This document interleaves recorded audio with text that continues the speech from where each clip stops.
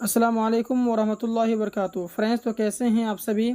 आज की इस वीडियो में हम लोग बिहार डीएलएड एंट्रेंस एग्ज़ाम 2025 के लिए दयाशंकर नसीम के बारे में पढ़ने वाले हैं और इसकी ज़िंदगी के बारे में पढ़ने वाले हैं, क्योंकि बिहार डीएलएड एंट्रेंस एग्ज़ाम में दयाशंकर नसीम से रिलेटेड आपको प्रश्न ज़रूर देखने के लिए मिलेंगे। तो इस वीडियो को शुरू से लेकर के आखिर तक ज़रूर देखें और हर एक सवाल का आनंद लें।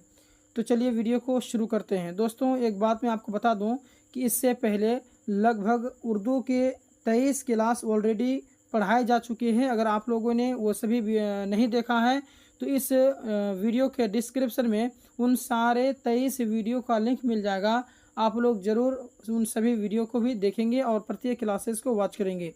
और उसके साथ साथ दोस्तों, अगर आप लोग उर्दू का नोट्स चाहते हैं तो आप लोग दिए गए नंबर यहाँ पर शो हो रहा होगा कॉर्नर में, तो दिए गए नंबर पर आप ज़रूर कांटेक्ट करेंगे। तो चलिए वीडियो को शुरू करते हैं। क्वेश्चन पहला कह रहा है कि नसीम का पूरा नाम क्या था। नसीम का पूरा नाम क्या था। तो जैसे कि मैंने शुरू में ही बताया कि आज हम लोग दयाशंकर नसीम के बारे में पढ़ने वाले हैं।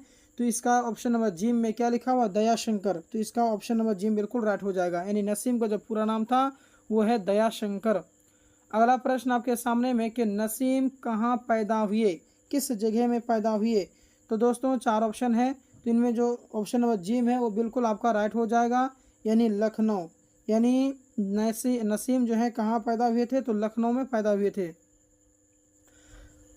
अगला प्रश्न है कि नसीम की मसनवी का नाम क्या है। नसीम की मसनवी का नाम क्या है।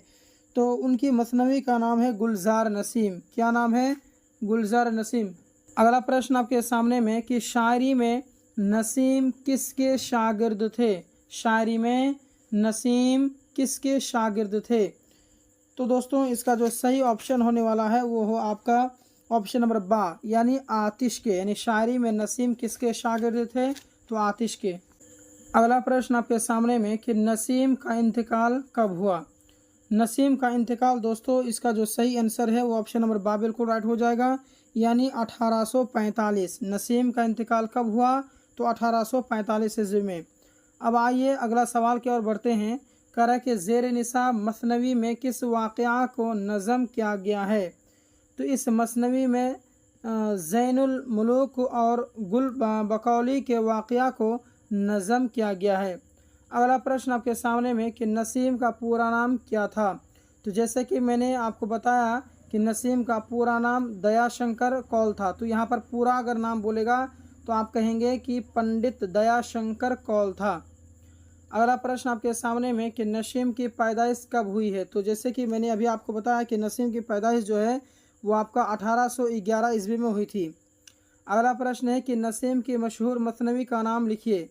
तो नसीम के मसनवी का नाम क्या है, गुलजार नसीम है, जो कि उसके द्वारा लिखा गया था। अगला प्रश्न है कि नसीम के वालिद का नाम क्या था। तो दोस्तों, नसीम के वालिद का नाम था गंगा प्रसाद कौल। क्या नाम था, गंगा प्रसाद कौल। तो दोस्तों, ये वीडियो कैसा लगा कमेंट बॉक्स में ज़रूर बता देंगे। अगर आप लोग बिहार डीएलएड एंट्रेंस एग्ज़ाम 2025 के लिए उर्दू का नोट्स चाहते हैं तो 8226928812 पर ज़रूर आप लोग व्हाट्सअप करेंगे और उर्दू का नोट्स आप लोग खरीद लेंगे। तो मिलते हैं नेक्स्ट वीडियो में। धन्यवाद।